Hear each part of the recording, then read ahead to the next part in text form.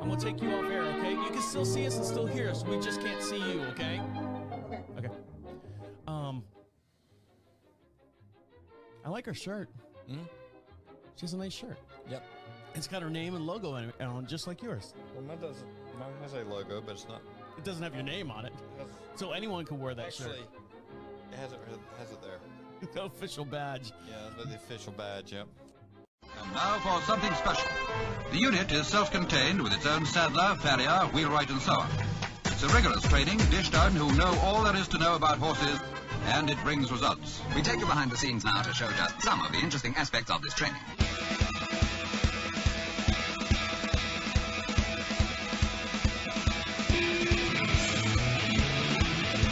Welcome back to Equine Dynamics with Mike Stine, the #1 podcast to create sounder horses from the ground up. Mike Stine is a registered journeyman farrier with an APF 1 accreditation.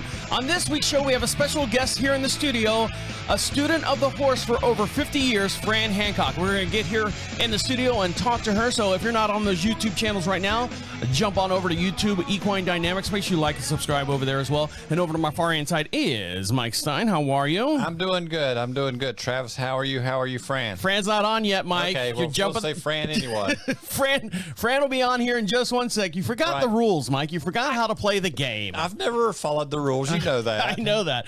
So speaking of following the rules and playing the game, Mike, you, as everyone here knows, that I have two horses on our property here.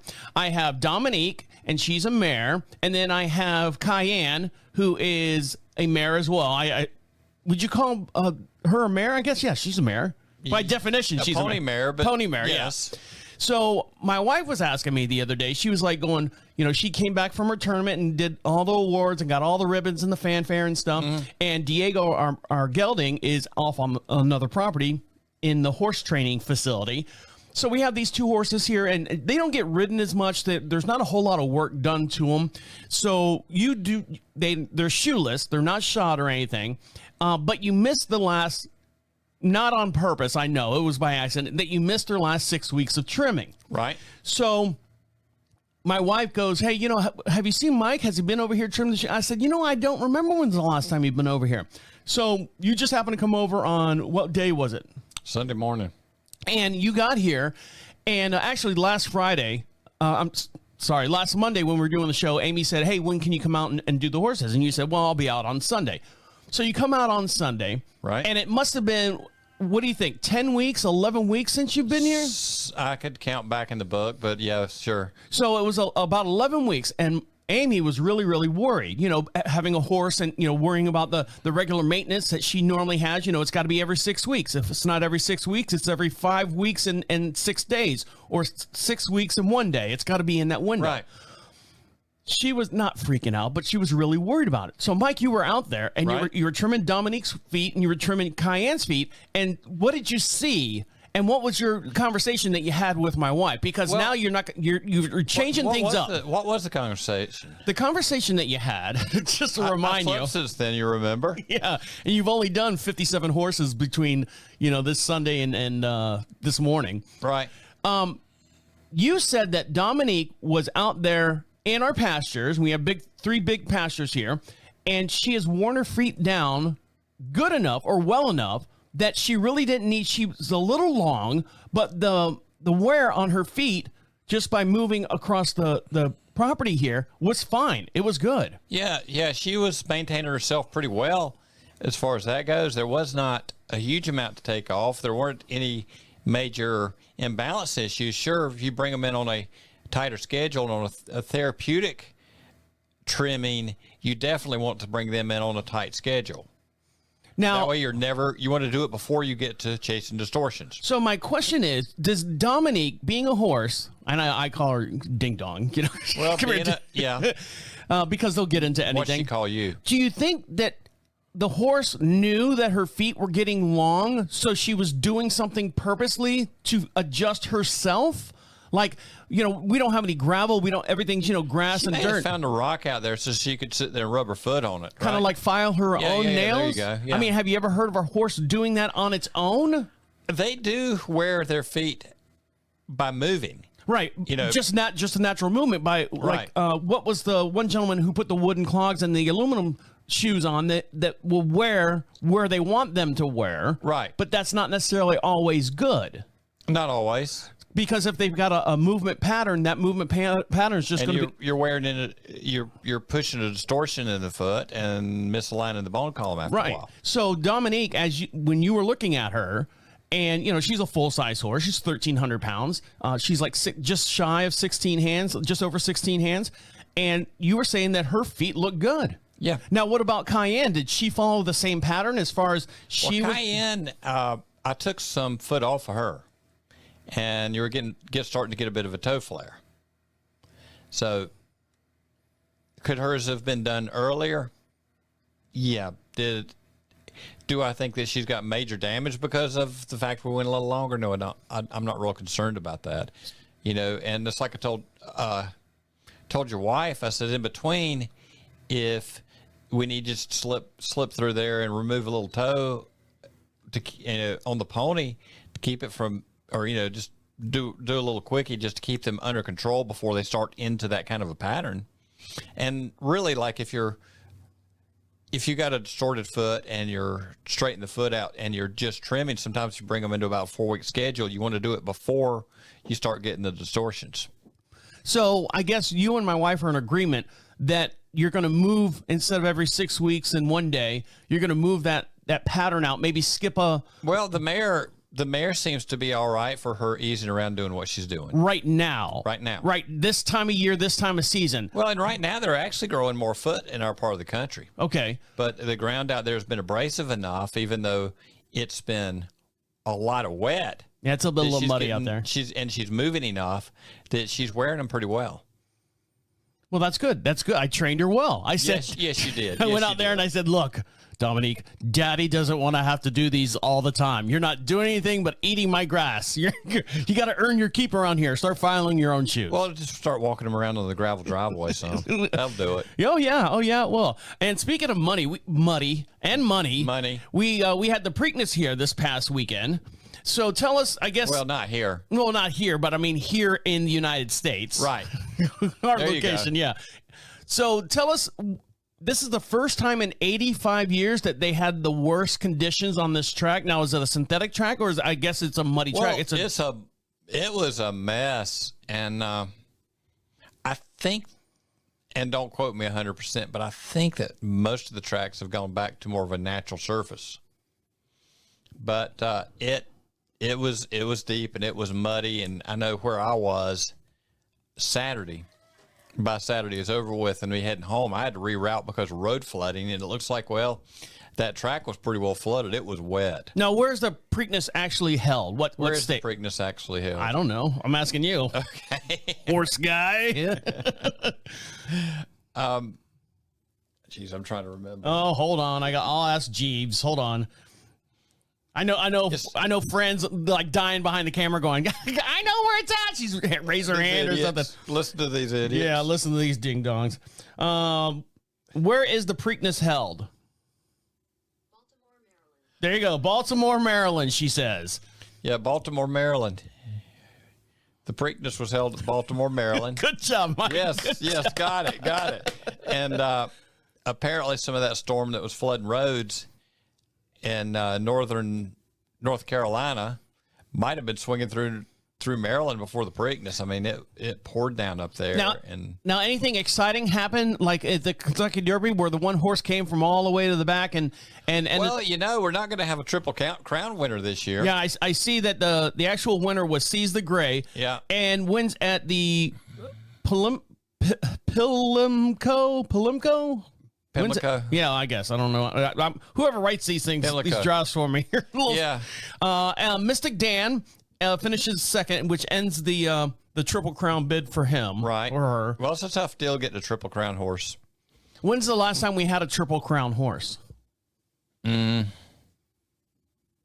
That's a good question. If you know the answer to that question, what you do is go over to equinedynamics.com at the top of the page. I should know that. At the top of the page says contact us. Fill out that little form. Make sure you put a return address, and we'll send you a little prize pack for joining the show. Was Flatline the last one, or Talking to the wrong guy, Mike. Yeah. Anyway, I really don't. Mike, since I'm not working on racehorses, I don't keep up with. Yeah, Mike shoes the horses. He wherever he goes, he's just like, what state am I in now? I don't know. Well, I know I've worked on horses plenty of times, and people, I had somebody say, "Well, you know what this one to this one to this one did?" I'm like, "Well, okay, so what did he do?" They're like, "You don't know who you're working on." I was like, "I know them by their barn name." Right, exactly. I don't know their whole the roster as far people as. say we're going to go compete here, I usually say, that's good. I hope you do well. Where is that? I'm not there, so it doesn't exist. Well, who does exist, and coming up next is Fran Hancock, and we're going to talk to her. She's got a awesome history, very interesting woman, and we're going to talk to her and pick her brain a little bit on what she thinks about these muddy conditions over at Preakness and stuff. So stick around. You're listening to Equine Dynamics with Mike Stine. He'll be right back. We always do. That's right. There you go. Hi, Fran. Good morning. We're not recording yet. It's okay. Good morning anyway. All right. Yep. Hold on one second. I got to run downstairs. You guys talk for a little bit. Okay. Yeah, unless things directly affect me, I usually don't know, and I don't try to know, and I don't want to know. Yeah, well, I'm not the one to ask the questions to, I guarantee you on that. Yeah. I don't have a TV anymore, and I've gotten where I do not listen to the radio in the truck anymore. My old truck that I'm driving right now, it's got over 500,000 miles on it. The radio hadn't worked in it in years, and that thing rattles so much you can't hear the radio anyway. Well, I was going to ask you how you stayed awake. The rattles, they don't kind of like begin to lull you to sleep after a while? Well, that old truck, you kind of got to stay with it going down the road on a bumpy road because it chases every bump on the road. So Hang on to the steering wheel and tie yourself down. that's basically about it, yeah. But, the price of trucks, to have a truck for a backup, my mechanic keeps that thing going, so we use it when we need to, I hear you. I have a mechanic that's wife has way too many horses. I was going to downsize from the dually I have, and found out it was more expensive to downsize than it was just to keep running the thing. So. Yeah. That one that's sitting out there, it's a 2001 F250 with a 7.3 Power Stroke in it. Mm-hmm. And, those old Power Stroke engines, they'll go 500,000 miles and 1,000,000 miles and stuff like that. Yeah. It's just the rest of the truck starts falling apart around it. Yeah. Got a great motor, but nothing to sit on. Yeah, I mean, he was looking up under it the other day because we had a burn up wheel bear, and he said, the ball joints are starting to go. He said they're still tight enough, but we're going to have to do ball joints again on it. And somebody was talking about, well, you've rebuilt a few things. I think we've rebuilt the front end on that truck twice at least, and maybe starting a third time. All right, sorry, I had some technical business to take care of. I understand technical business. The wife came home. I had to double check with her. Yeah. Fran, are you okay? I'm good. Are you ready? I'm ready. All right, here we go. No cursing, Mike. No cursing, Fran. No, and don't breathe into the mic. Yeah, don't breathe. I'm hard to train on such things. Yeah. All right, here we go. Welcome back to Equine Dynamics with Mike Stine. If you'd like to see Mike Stine on YouTube, if you'd like to see our next guest, Fran Hancock, on YouTube here in the studio, all you have to do is go to YouTube and click on Equine Dynamics Mike Stine. Make sure you like and subscribe up there. And show all your friends. And we have a lot of visuals that happen here in the studio. And don't forget, for every podcast we do, this episode is brought to you by Equine One Hoof Mender. And what do you got in your hand there, Mike? I've got the hoof mender putty, and I've got... This is something the owners will use quite a bit, the hoof dressing. Natural hoof dressing. And for 10% off of your order, go to equine.one and type in the word podcast or Equine Dynamics for 10% off your order. And we'd like to thank them for being part of the show. And joining us and being part of the show this week is a wonderful lady by the name of Fran Hancock. Fran, how are you? I am good. How are you? Doing all right. Well, thank you very much for joining us. Where are you located at? And don't say your living room. What state are you located at? I'm in Louisiana. Louisiana. Did you get any of these rainstorms and stuff that were happening up there in Baltimore? I know we're kind of like sister states, not necessarily, but we're on the same coast, lateral, longitude and latitude. We're on the same basically the same atmosphere as far as North Carolina and Louisiana. Did you get any of that bad rainstorm that came through? Yes, we got 2 of them. You got 2 bad rainstorms. Now, you're not close to where Katrina hit, or were you affected by Katrina when it came through? Yes. Yes, you were.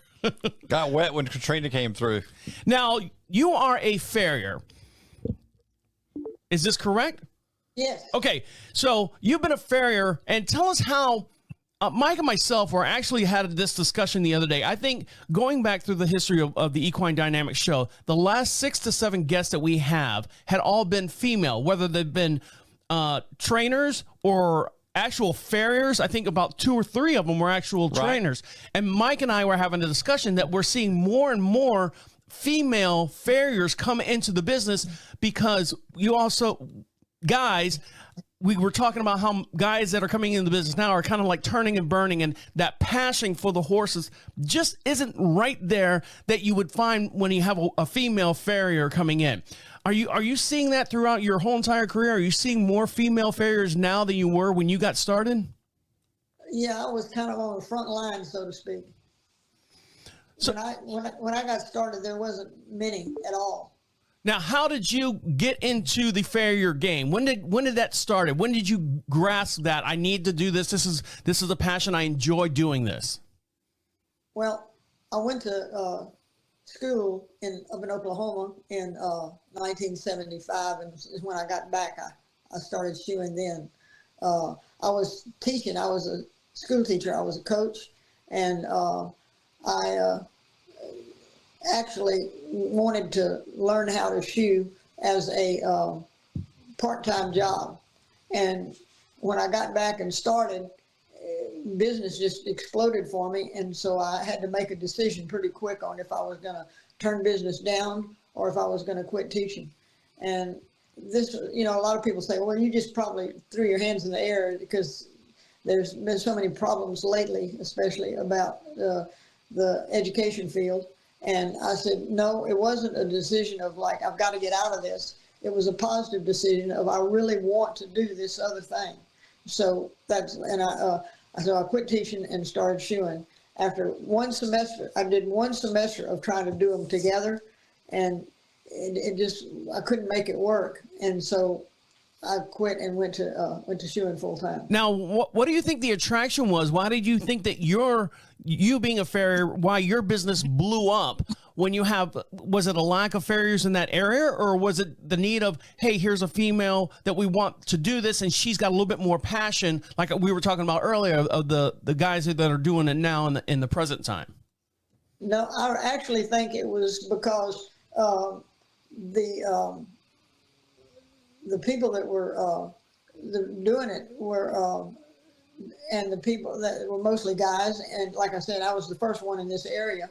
But I think that actually what happened was that when people began to realize that I was out there and I was going to do this, they thought of a few different things. One was, what is she trying to prove? Because that was right on the skirts of women's lib and all that other crazy stuff that went on. And so they were trying to see, okay, what is she trying to prove? And I didn't want any part of that. I didn't accept any publicity because they would twist it and to get it to that. And so when I just kept working and kept letting people know that I just like to do this, and if they'd give me a chance, I would just do the best job I could do. And I had a veterinarian here, Dr. Sam Monticello, that was renowned, what they would call a leg man, and people would bring horses, from out of state for him to look at. He had me shoe a horse for him personally, and then he liked what I did, so he started promoting me, and when he started promoting me, that's when my business really took off. Now, as a child go ahead, Mike. That would be a big to have somebody like that behind you. Yeah, it made all the difference. Now, as a child growing up, were you around horses? Did you have horses in the family? Every story that we've heard about, the veterans like Mike and a couple other gentlemen that we've had on the show, they've always said, I was the only one on Daddy's farm that had, that knew how to shoe or knew how to, throw a hammer and put a shoe on a horse. So I would do my house, and then I'd go to, a couple of miles and do my uncle's house, and I just grew up around horses from there. Is that did you follow that same path, or was your path totally different as far as going from a teacher? I understand you wanted a part-time job, but how did the initial interest get into, your background as far as wanting to shoe horses and not ride them? Well, it was a total opposite, actually, because my family, on my dad's side and my mother's side, nobody had anything to do with horses. City people. I grew up in town on concrete and and that sort of thing. But when I was a little girl, at one point I had a friend that there's a lot of plantations down. I grew up in Alexandria, Louisiana. There was a lot of plantations around there, and some of them are still there. And there was, I had a friend that lived on one of those. Her family owned the plantation. And she had a slumber party one night, and a bunch of girls went over there to spend the night, and she had a pony. And so the next morning, everybody got to take turns riding the pony. Well, I never wanted to get off. They had to drag me off the pony. I don't So they make like a little line, and the first one in line to get on the pony and go ride around a little bit and come back. And then they'd get off, and the next one in line and get on the pony. So when I'd get off the pony, I would run to the end of the line and start over. Well, good for you. So there was just something there that it was like a magnet that drew me to the horses. There is a connection, because I've known my wife for at least 18 years. I've been around horses, but I wasn't it wasn't my deal. I knew the basics of horses, just having friends that had horses. It wasn't my ideal. But when I met my wife, she's like, "Oh, you know about horses?" I go, "Well, I know a little bit." And so that's how we kind of connected when we first started dating and stuff. But she, as a little girl, has always been around horses. So like you, she was the one who was 6 years old riding that pony real early. Now, tell us about your American Farriers Association, where you became an actual journeyman. And you also were the president of the Southern Farriers Associations. Tell them about that lifespan there. Well, when I got started, anything I do 100%. And so when I started shoeing horses, I wanted to do the best I could do. And so I knew that required education, more than I would get just in horseshoeing school. And so I started going to the national conventions of the AFA. I joined the AFA, and then the Southern Farriers Association is Arkansas, Louisiana, and Mississippi. And I joined that and started going to their stuff, and then got more active in that. And then I was a president for 2 terms, I think. And but it was just because I really wanted to do well and promote the whole industry. And so when I became more interested in that, I got really interested in the forge work, because that's something I had never seen or done before. And I had a friend that had a horse that required some special work, and when I saw the farrier come out and do what he did in the forge, and actually make a shoe for that horse, I was like, oh yeah, that's pretty cool. So yeah, it is pretty cool. I wanted to learn how to do that. And so I had I can't remember who it was now that knew Jeff Engler from Houston, and Jeff's son, I can't remember his name now, is very active in the AFA, but Jeff, being older than me, I'm not sure where he is at this point. Mike, do you know? I know the name, but I have no idea where he is. Okay, he was very big in the American Farriers Association, and that's how I got my start in forge work and learning how to work in the forge. And then there was a group of people that got Bob Marshall from Canada and flew him into Katy, Texas, and he gave clinics twice a year in Katy. And there was a guy here that was shoeing that was also interested, and he and I would drive to Katy twice a year to just pound metal with Bob Marshall for 3 days. And he taught me, he saved my life, I think, because he taught me how to use a hammer without muscle work in it.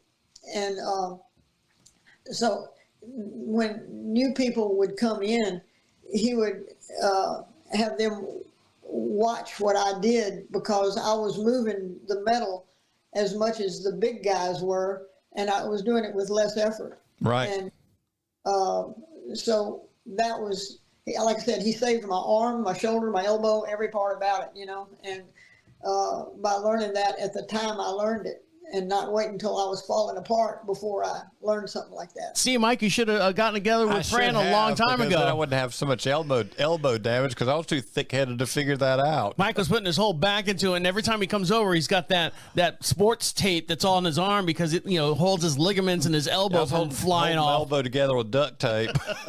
All right, guys, we're going to take a quick little break and come back and talk more with Fran Hancock and where she's at now and how she met Gene. Was it Ovanek? How she worked with him and what she learned from him in the process. So stick around. You're listening to Equine Dynamics with Mike Stine. He'll be right back. Maybe she's a big one. What do you want me to ask? Now, I was just telling her she needs to let y'all know how big she is. How big she is? Yeah, tell them how big you are. I'm 5'2" and I weigh 97 pounds. Okay, that's what I thought you meant, like career-wise big, but 5'2". No, she spent some she spent some time with some big deal people in the business. I mean, serious big deal people in the business. All right, we'll lead him with that. Fran, you ready? Yes. Mike, you ready? Yes. Okay. Welcome back to Equine Dynamics with Mike Stine, brought to you by Equine One. Get 10% off all your hoof care products right now. Go to equine.one and put in podcast or Equine Dynamics for 10% off your purchase. And over to my far right side is Mike Stine. How are you? How are you, Fran? I'm good. And joining us here in the studio, we have Fran Hancock. Now, I want to hear about how big you are. And I'm not talking about like popularity and your business wise. I mean, physically, how big of a woman are you? Now, for those of you who are listening to the podcast and you're not watching the YouTube video, well, do me a favor. Go over right now and you can see Fran. She's got a bright orange colored shirt on, says Fran Hancock on it, Horseman. And she's been doing this for over 50 years. Go over to YouTube, search Equine Dynamics Mike Stine. Make sure you like and subscribe over there as well. So, Fran, drum roll, how large of a woman or what is your actual size for you to be swinging a hammer, 5-pound hammer and dealing with these 1,300-pound horses? Well, I'm 5'2", and I weigh 97 pounds soaking wet. Soaking wet with that shirt on. So you're the absolute definition of using physics to make sure that you can handle these horses and, working, like you said, letting the hammer do the work on when you're doing the forging and stuff. Now, I do want to talk about how large of a personality and how large of a career you have, because you've met a lot of people during your past 50 years, continuing on for another 50 years, I hope. In the early 2000s, you met Gene Ovanek. Tell us what your relationship with him and what did you learn and what was your takeaways from him? Well, actually, I was an instructor with Dennis Reese, his national horsemanship program, and we had continuing education classes at his ranch just outside of San Francisco, California, once a year. And for one of those, he brought Gene Ovanek in because he knew him, and they actually worked on a horse, and we got to work.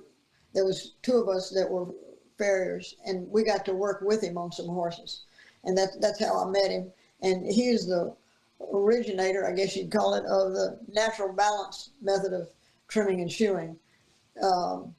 And I was already a journeyman with the AFA, and I don't know if anybody knows anything about the numbers in the AFA, but my AFA number is 518, and there's not a whole lot of numbers under the 1,000s. Well, I guess there's 1,000 numbers under the 1,000. Right. Most of the people nowadays have a 4-figure number, not a 3-figure number. Mike, what's your number? 6. 6, yeah. No, right now I have not been involved with the AFA for a while, so I don't presently have one. Really. Oh, okay. I just have gone in different directions. Yeah, and I remember when Gene, they were talking back and forth about him coming out and doing the Dennis Reese thing, and also my buddy Sanford had been out there, spent time with Dennis Reese. Sanford Crane. I don't know if you remember Sanford or not. Yes, I met him. I did. And Sanford's the reason I went to shoeing school, because he was going to become a farrier. And you see how that worked out. I was not going to become one. Now, Fran, throughout your career, you've participated in several different events, including barrel racing, extreme cowboy racing. What is that? Tell us a little bit about that. And all the people that you met, Tom Dorrance, Ray Hunt, and... I never met Tom Dorrance. Oh, I'm sorry. No, but he's still a big influence out there, isn't he? I don't know what the age is here. And Buck Brenaham. Buck Brannaman. Yeah. So tell us your experience with the cowboy races and how those people have influenced you. Well, the extreme cowboy race is Craig Cameron's little basket, and big basket, I should say. When he started those, I had gone to his place for a riding clinic, and he invited me to be a part of the first one that he had. And so that's why I went to that one. And then I also went to the second one that he had.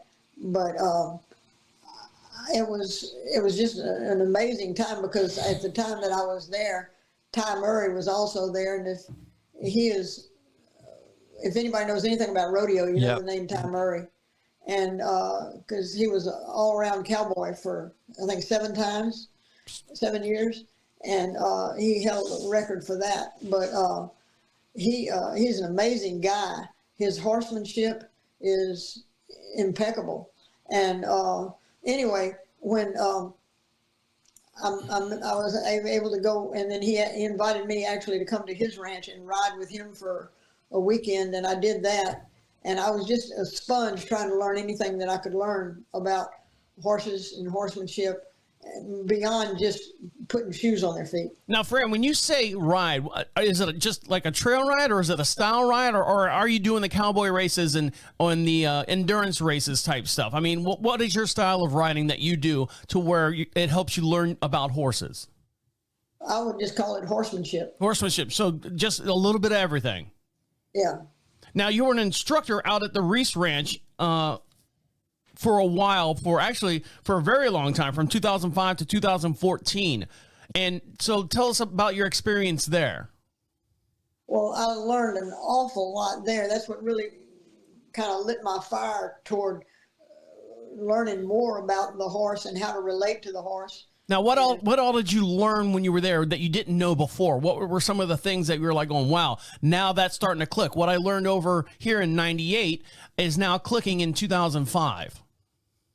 Oh, I don't think you have time for me to do that. But, we try to keep it a half-hour show, but we have all the time in the world for you, Fran. A half hour is not enough. Okay, so anyway, I could boil it down to this, to say that I began to look at the horse like Tom Dorrance, who is the originator or the founder of what people call the natural horsemanship thing now. But, when you look at it, really, natural horsemanship is not natural. No. What is natural to a horse about taking a dead cow and strapping it to their body, and then the most successful predator in the world, the human being, getting on top of them? There's nothing natural to a horse about that whatsoever. No matter how you try to make it seem, it's not natural. But anyway, I guess to make what we do with horses and what we're asking them to do, to make it the most palatable for the horse, for them to want to give us what we're asking, is just an amazing thing. Now, I'm gonna say this, that in the Bible, when God created, and I don't believe in the Big Bang, okay? So when God created the world and he created Adam and Eve and so forth, when he put everything together in the world, one of the things that is mentioned is in the second chapter of Genesis. He says that he gave man dominion over the birds of the air, the fish of the sea, and everything that walked on the earth. And so that includes the horse. And so that was in God's plan, that we had dominion. And then in Genesis 9:2, if anybody wants to go look that up, it talks about how the fear of man was put into every living thing of the animals. And so that was God instituted. So I had to learn that and I took that for what it actually said. And I took that and applied it to working with horses. First of all, that they were innately afraid of human beings. And secondly, that we did have dominion over them, and there was something in them that would let them know that. And before I learned that, I had gotten hurt pretty bad a couple of times by horses. And after I learned that, I have not. And that doesn't mean I won't ever get hurt again. That just means I'm a lot smarter than I was before. I think when God made me, he did the reverse. He put the fear of me. He put the animals' fear in me, and the horses aren't afraid of me. I'm afraid of horses. So they did the reverse of me. Well, I think you'll have to take that up with him. Yeah. Well, I think sometimes when you're dealing with them, Travis, that has to do with which one of you is the smartest. Yeah, sometimes I look in their eyes, I'm like going, I don't know, man. I just feel so small. All right, we're going to take a quick little break, and when we're going to come back, I want to talk about this very interesting thing that Fran was part of, and it was over at the Gray Ranch, and you created a preschool for colts, and I want to hear all about that, because that sounds so cute and so interesting. So stick around. You're listening to Equine Dynamics with Mike Stine. He'll be right back. Fran, you okay? I'm good. Yeah? Heather just asked me if I was breathing. Yeah, I'm breathing. I'm good. You're doing great, by the way. Awesome. You're doing awesome so far. Can I take a... Yeah. Mike's going to step out just for a second. He's got an important phone call or something. Yeah, that's it. So I'll do my end of the show spiel now so she can get an idea of what's going on. And the person in the background, are you logging on and logging off of that other computer, that laptop? No, we just kind of, when y'all went to the phone, we just went to, because it's popping up and then disappearing and then popping up and disappearing. Is there a way that we can shut that down, because it actually interferes with the audio? I can hear a badoop, badoop. Oh, okay. Let me see where. I'm on the phone, right? That's what y'all are going. Yes, we want you on the phone. Okay, well, the computer's on. Oh, okay. Yeah, just kind of turn the computer off or something, because it's turning on and off and on. There you go. Perfect. That's the computer. Oh, there we go. Is that better? Can you square yourself up a little bit, Fran? Yeah. You're kind of like in the bottom right-hand corner there. There we go. Perfect. That's your passport picture. Mm-hmm. And then anything else, wherever you want to take that conversation, you have carte blanche to do that. Okay, you want me to go now? No, wait. I got to... Hold on, Fran. Hold on. You gotta Travis has got to get where he can keep up with you. I gotta set the stage, because people bounce in and out of the show at different parts, and they turn it off and pick it up somewhere else. They got to know what's going on. Mike, what's going on? What is going on? I don't know. Here we go. All right, Fran. You ready, Fran? I think I'm readier than you are. Oh, okay. Mike, you ready? Yes. Okay, here we go. Welcome back to Equine Dynamics with Mike Stine, the #1 podcast to create sound of horses from the ground up, brought to you by Equine One, with their brand new formula of the hoof mender and the hoof dressing, all natural. So if you want 10% off, Mike's holding them up there on the YouTube page, on the video there. If you want 10% off these products, the way you do that is go to equine.one. Let's spell it out. The equine.one. Put in the word podcast when you check out, or the word Equine Dynamics, all one word, and get 10% off your order. And over to my far hand side is Mike Stine. How are you? I'm doing good, Travis. How are you? How are you, Fran? I'm good. And joining us here in the studio is Fran Hancock, a student of the horse for the last over 50 years. And she has done everything from being a president of the association to training with some of the highest named people in the business. And what I want to know right now is your time that you had over at the Gray Ranch. And now you were dealing with colts for the most part. So tell us, you created a preschool, and define all that, and what does that mean to me? Well, actually, with the Gray Ranch, I do their trimming, and they don't really shoe anything because they work cattle in the marsh, and that doesn't work out too well. But they trim everything, and I do their trimming. And when Talk about the yearlings. You were in charge of like the yearlings. Yeah, well, that's what I was getting to. Oh, I'm sorry. That's okay. I was just kind of maybe too roundabout at getting there. But when I wanted to have it to where they did not have to have somebody get off a horse and quit the job they were doing to come help me by holding a colt for me, because that's what it amounted to. They were anybody that's ever had anything to do with young colts that had never been trimmed before knows what I'm talking about. And if you don't, it can get kind of wild and woolly. Oh, yeah. But there's some things that I have learned that I began to put into my repertoire, so to speak. I learned that the horses, as far as their feet go, they are very, very protective of their feet, because they're not made to fight. They are made to run. And their first choice, if they feel threatened, is to run, not to turn and fight. They will fight you if they feel cornered. And the key word there is feel. If they feel trapped, they will fight you. And so you have to be aware of what causes a colt or a horse to feel trapped, not whether they are really actually held down and trapped, but how do they feel about it? And that's the whole premise for everything I've done, is how does the horse feel about it? So if they are very protective of their feet, because if you pick up a foot and take it away from them, they don't know that they're ever going to get that foot back again. And so they have to trust you to take care of that foot. Well, I found that if you could teach a horse where to put his feet, and he would trust you enough to put his foot where you're asking him to put it, then when you go to pick it up, he goes, oh, well, that's just a different place. Okay. And he would let you have it. So, and there's the biggest difference is picking up the foot is not near as difficult as holding on to the foot for a specific amount of time. Can you agree with that, Mike? Oh, yes, for sure.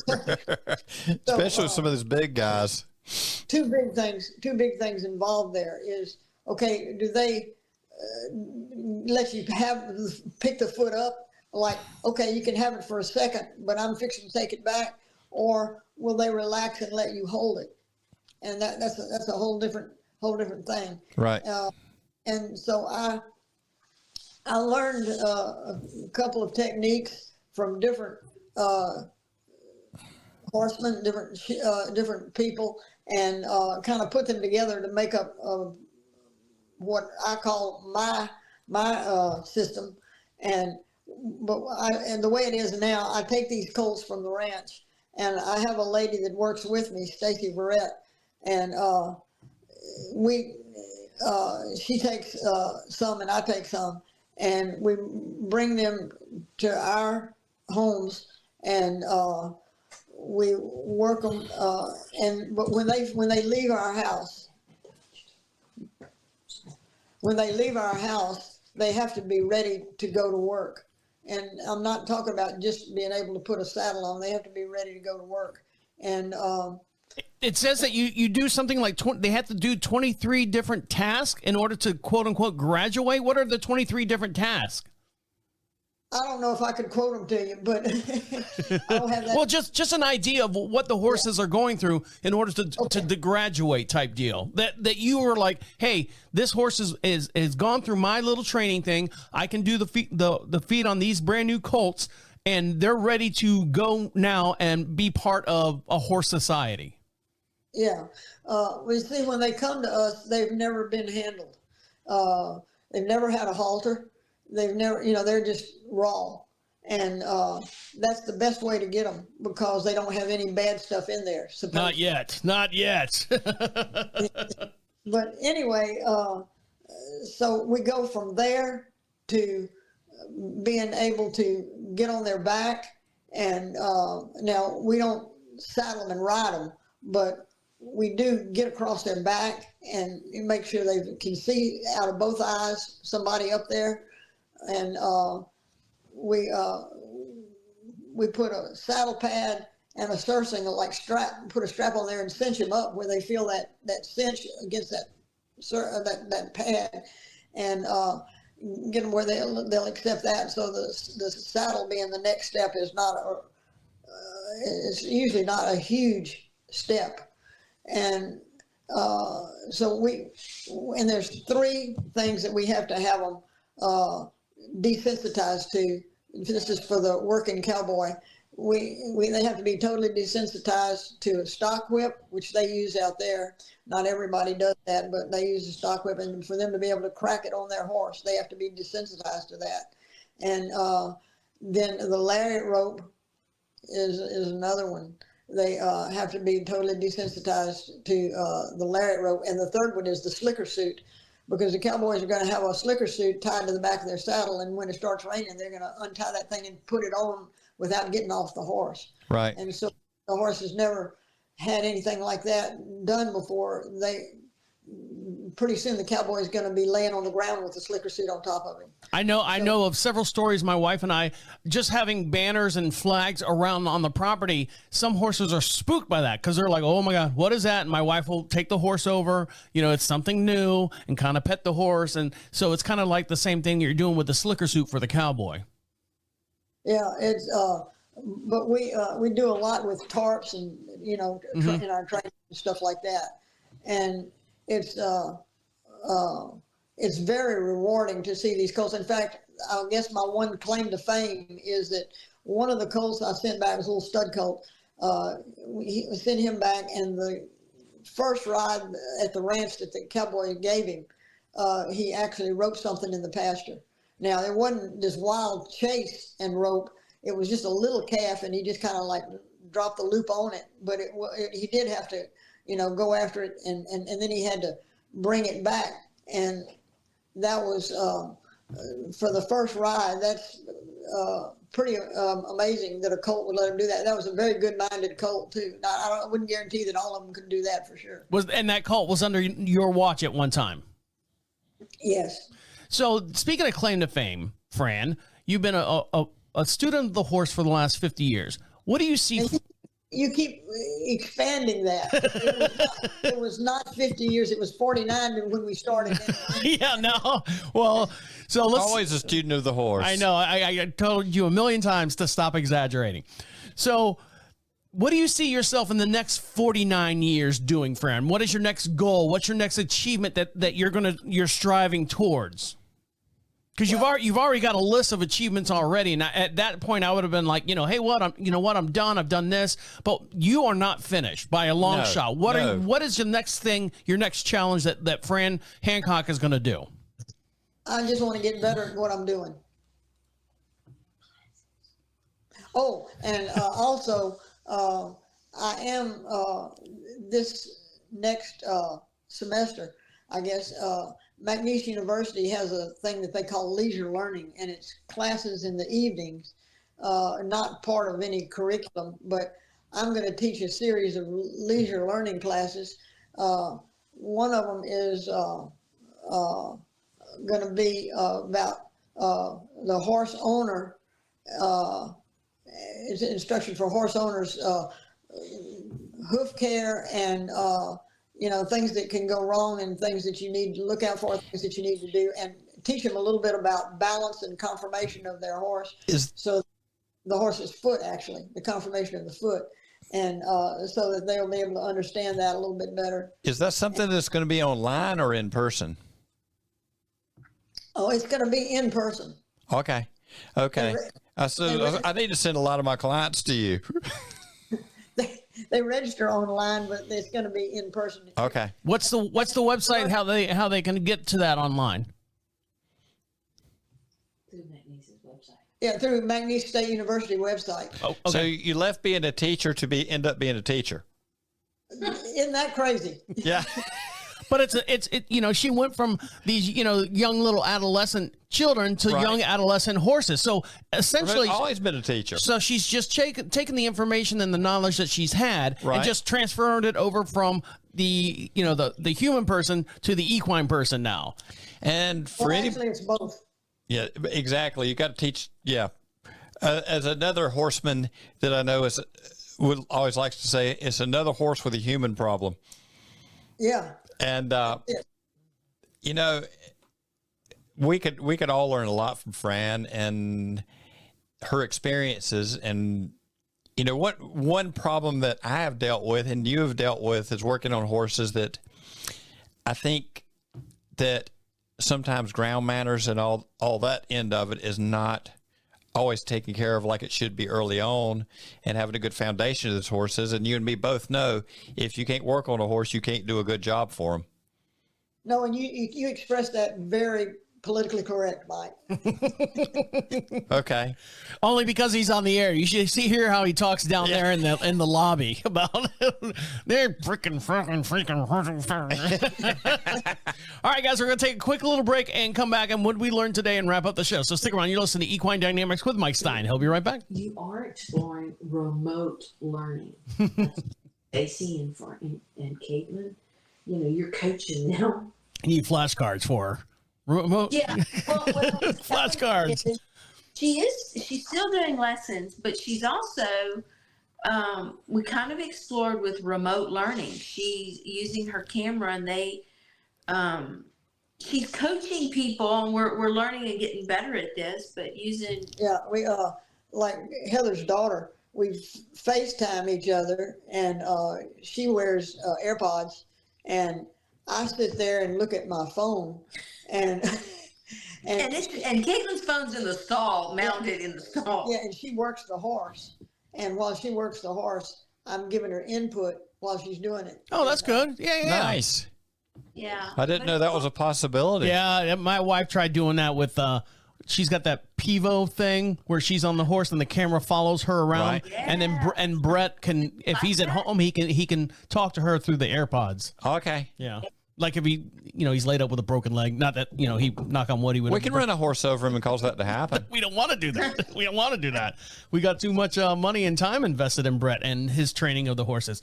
All right, Fran, when we come back, we'll touch on welcome back to Equine Dynamics with Mike Stine, the #1 podcast to create sound of horses from the ground up, brought to you by Equine One. Equine One with their hoof mender putty and also natural hoof dressing. Find both of those online at equine.one and get 10% off your order by placing the word podcast or Equine Dynamics in the checkout and get 10% off. And over to my far hand side, holding this up on the YouTube video is Mike Stine.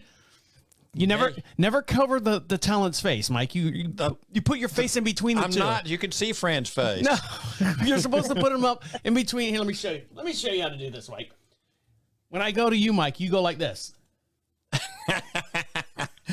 Yeah, that's just scary. That way, your face and the horseshoe, the Equine One stuff gets all on the same page. Okay. And joining us all on the same page here in the studio is Fran Hancock. How are you, Fran? Thank you very much for joining us this week.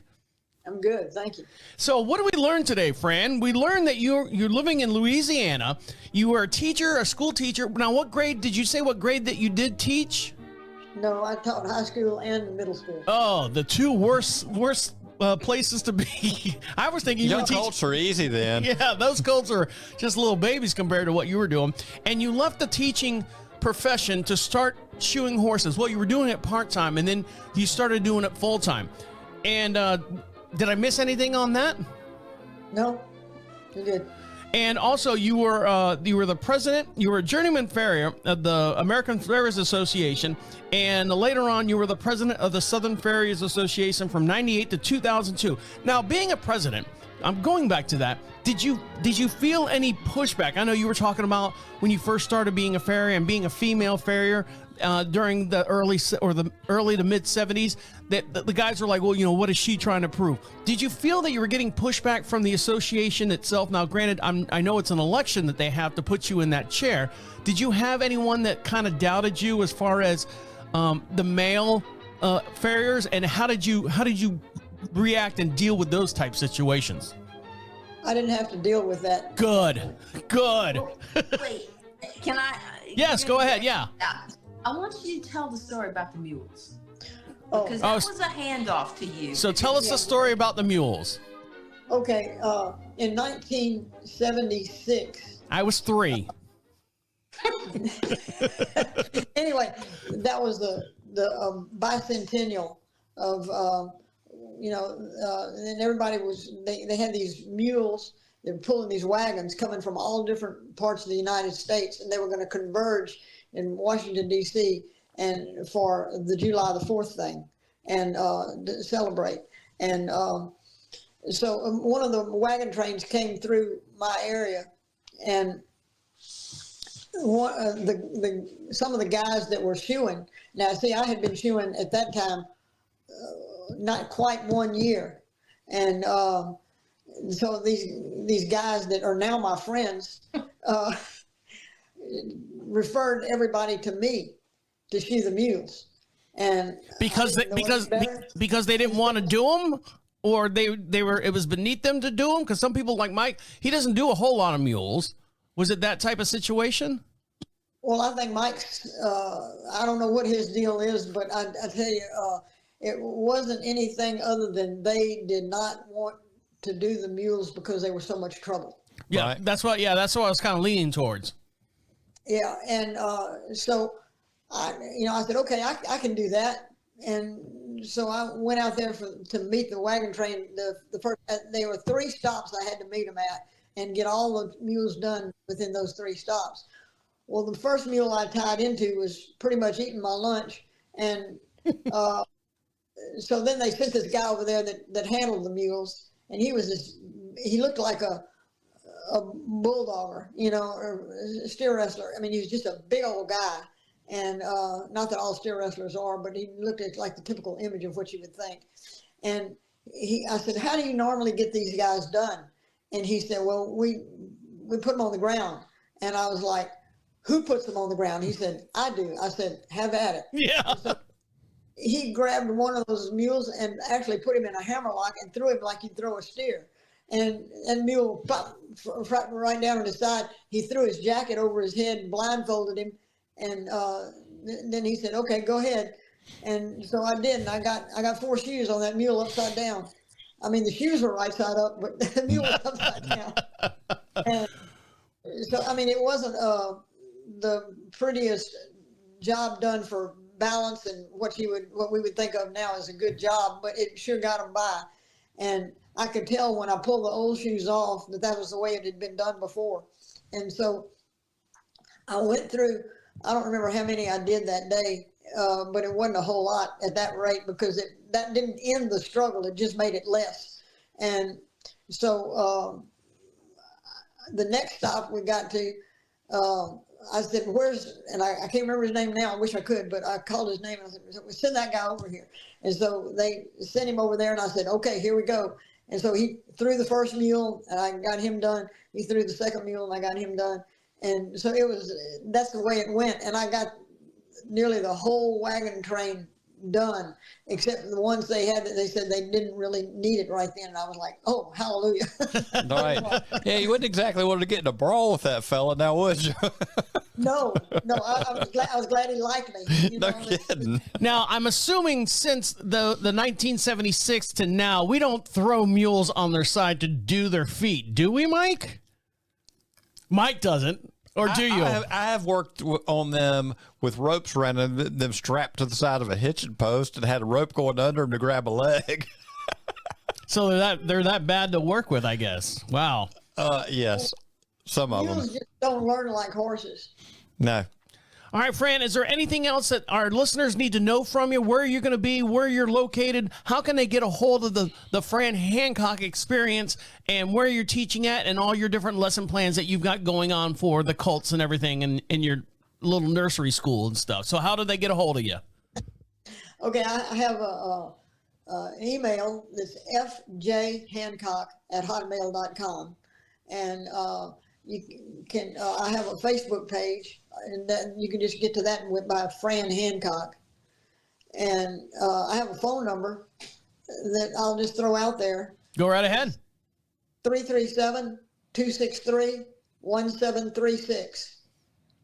And you need to change your profile pic to this shirt right here that you have on, so everyone knows when they see the video and they go to Fran Hancock's Facebook page that they know exactly they're on the right spot. Because they're going to look at you and they're like, "There's no way this woman was throwing down mules and shoeing mules and doing all these things that she says doing." 5'2", 95 pounds, soaking wet, Fran. 97. 97 pounds. Don't short her. Don't cut. Yeah, there you go, Travis. She had a sip of coffee during the break, so she That's put on a right. little bit more there. Fran, anything else before we let you go? No, I think that's it. Thank you so much. Thank you. Mike, would Thank you like to add anything before we let Fran go? Fran, we really do appreciate you. We do appreciate what you have done through the years, and we appreciate what you're getting ready to continue to do. Thank you, Mike. All right, on behalf of Mike Stine over there, Have a good day. Have a good day. Enjoy your horses. my name is Travis saying see you next week. Lucky. Good night, Ned. Night, Dusty. Good night, Ned. Good night, Ned.